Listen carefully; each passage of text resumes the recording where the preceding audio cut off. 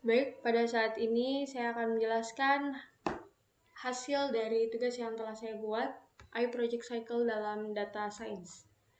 Yang pertama adalah pembatasan masalah atau problem scoping-nya. Masalah yang dihadapi adalah ketidakpastian naik turunnya harga mata uang kripto Ethereum. Solusi yang ingin Anda hasilkan adalah mendapatkan analisa yang cukup terhadap data harga mata uang kripto untuk memprediksi harga dengan akurat. Di sini ada 4 way canvas-nya, di mana para stakeholder adalah trader, investor, lembaga pengelola investasi global, perusahaan pemerintah, dan lain-lain. Terus masalah yang dihadapi itu tadi ketidakpastian nilai mata uang yang naik turun. Dalam tugas ini adalah Ethereum, dan ini adalah solusi yang diharapkan di mana kita dapat mendapatkan analisa yang cukup untuk memahami harga mata uang Ethereum. Terus habis itu melakukan persiapan pada data agar mudah dimengerti model, membuat model machine learning, dan juga memprediksi harganya. Pada bagian kedua adalah akuisisi data. Jadi di sini ada data yang diakuisisi ini merupakan data sekunder, di mana saya ambil datanya dari Kaggle. Yang ketiga adalah eksplorasi data. Kalau kita lihat di sini ada beberapa atribut yang ada dalam dataset yang menjadi parameternya, dan semuanya berstatus input. Juga untuk tipe data ada numerik dan nominal. Pada tugas saya untuk membuat modelnya akan dipakai numerik saja dan nominal akan kita hapus. Berikut adalah penjelasan variabel dari dataset, di mana ada SNO tadi. SNO itu serial number atau nomor seri, terus nama itu nama mata uang kripto, simbol mata uang kripto, date sebagai tanggal pencatatan datanya, high itu harga tertinggi pada hari tertentu, lalu juga harga terendah Ethereum pada hari tertentu, open harga pembukaan, close harga penutupan, volume transaksi, dan master cap adalah kapitalisasi pasar dalam US dollar. Untuk bagian keempat ada pemodelan atau modeling dan juga evaluasi. Jadi di sini model untuk membuat model atau model development-nya akan memakai algoritma k-nearest neighbor, super vector regression, dan random forest.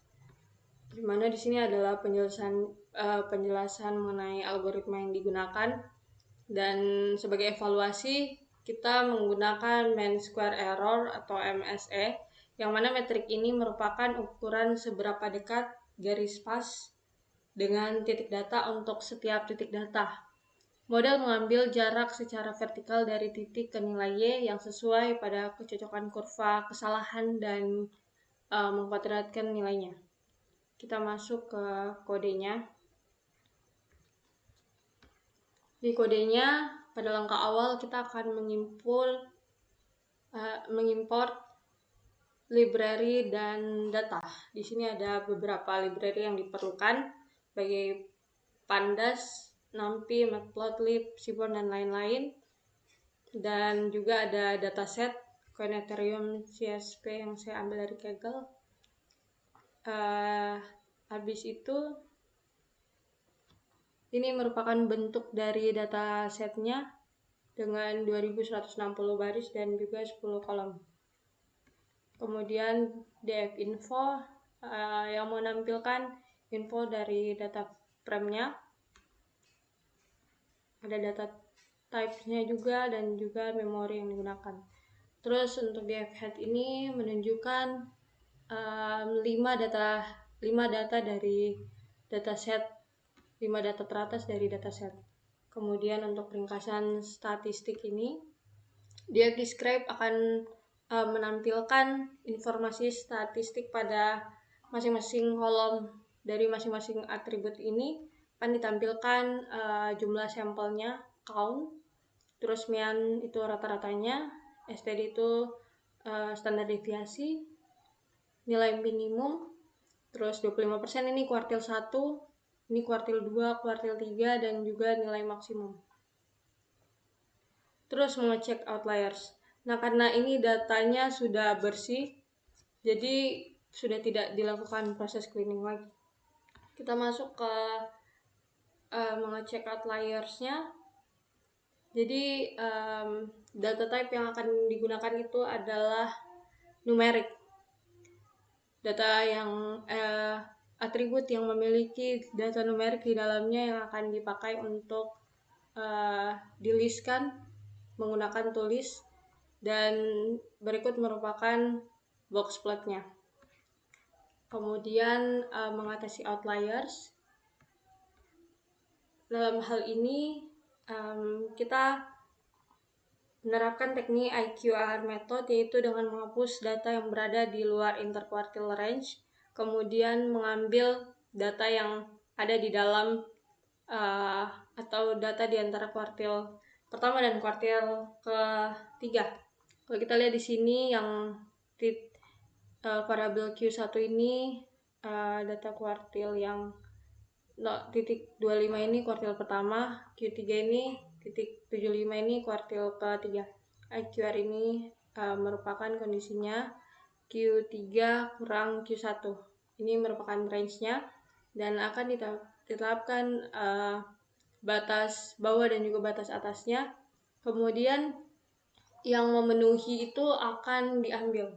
Kalau kita lihat akan ditunjukkan di DF shape ini, yang memenuhi itu 1918 baris dengan 10 kolom. Kemudian kita masuk ke korelasi. Kita memakai analisis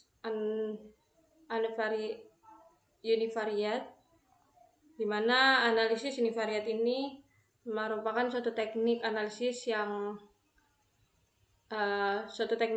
data terhadap satu variabel tanpa dikaitkan dengan variabel lainnya. Selain itu, saya juga memakai multivariate analysis, di mana analisis ini digunakan untuk dua variabel dalam kumpulan data yang saya kira cocok untuk digunakan pada kasus ini. Untuk lebih jelasnya dapat dilihat melalui visualisasi di bawah ini. Lihat map, menunjukkan skor korelasi di tiap fitur dengan fitur close. Pada fitur high, low, open, dan market cap memiliki skor korelasi yang terbilang tinggi, yaitu di atas 0,9. Sedangkan pada fitur volume memiliki skor korelasi yang cukup rendah, yaitu 0,38. Sehingga fitur volume ini dapat di drop dari dataset. Jadi kita drop dari dataset yang volume, sehingga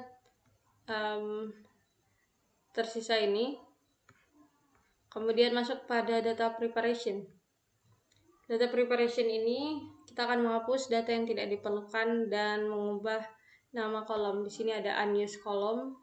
Di sini ada beberapa atribut yang tidak diperlukan untuk membuat modelnya. Kita drop, dan juga kita akan merename seperti high, low, open, dan close menjadi high price, open price, low price, dan juga close price. Kita lihat di split dataset ini, kita akan membagi dataset koin Ethereum ini untuk nanti akan diolah menjadi menjadi data training dan juga data testing.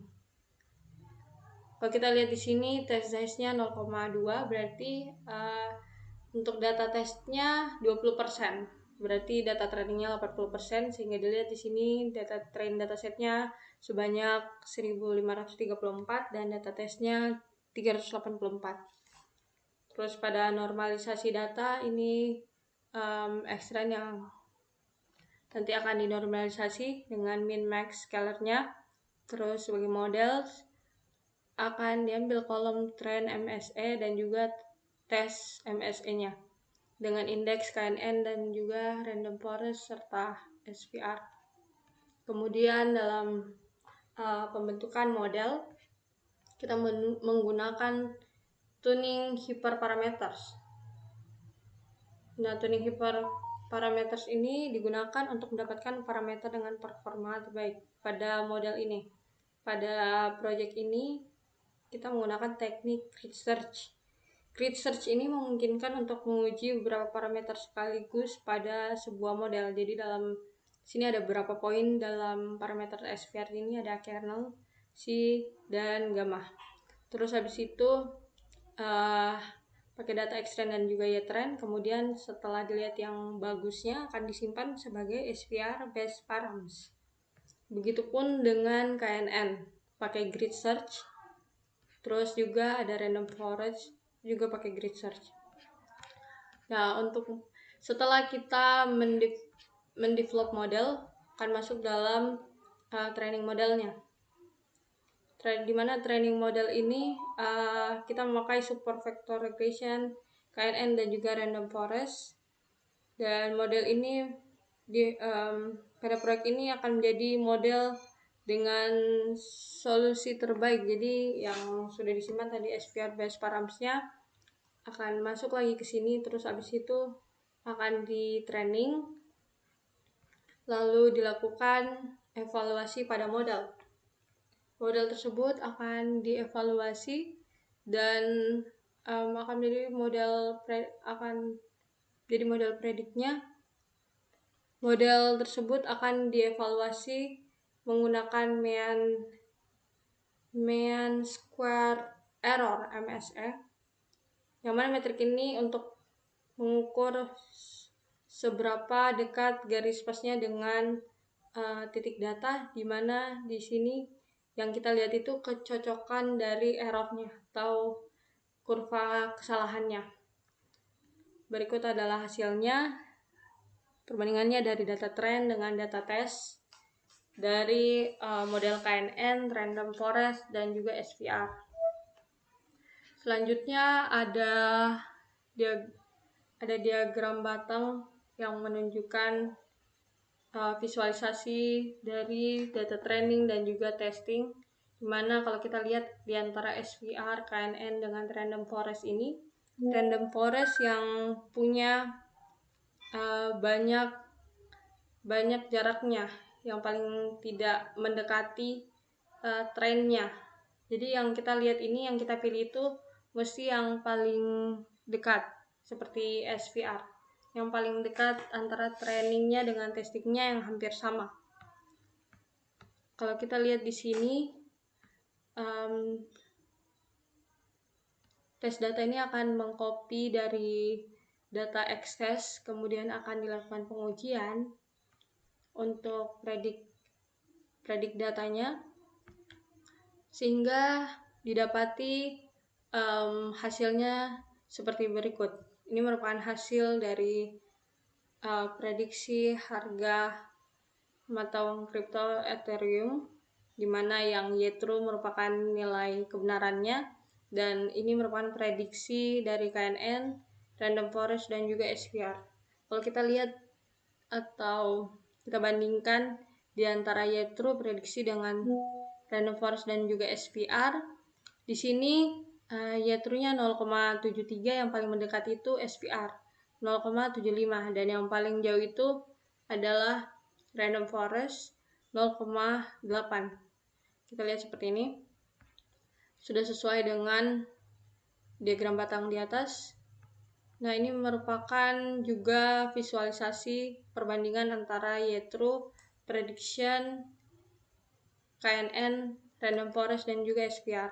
Kalau kita lihat di sini ada diagram yang warna biru, merupakan Y-True yang akan dibandingkan dengan KNN, random forest, SVR, di mana KNN itu yang warna orange, random forest itu warna hijau, dan yang warna merah itu SVR. Kalau kita lihat di sini, harus dicari yang paling dekat dengan Y-True-nya. Bisa dilihat bahwa yang paling mendekati adalah yang warna merah, yang paling mendekati dari Y-True-nya, sehingga dapat kita tarik kesimpulan bahwa model dari algoritma SVR itu yang paling bagus performanya untuk dilakukan analisis terhadap naik turunnya nilai mata uang Ethereum. Mungkin itu saja dari penjelasan saya kali ini. Kurang lebihnya mohon dimaafkan. Terima kasih.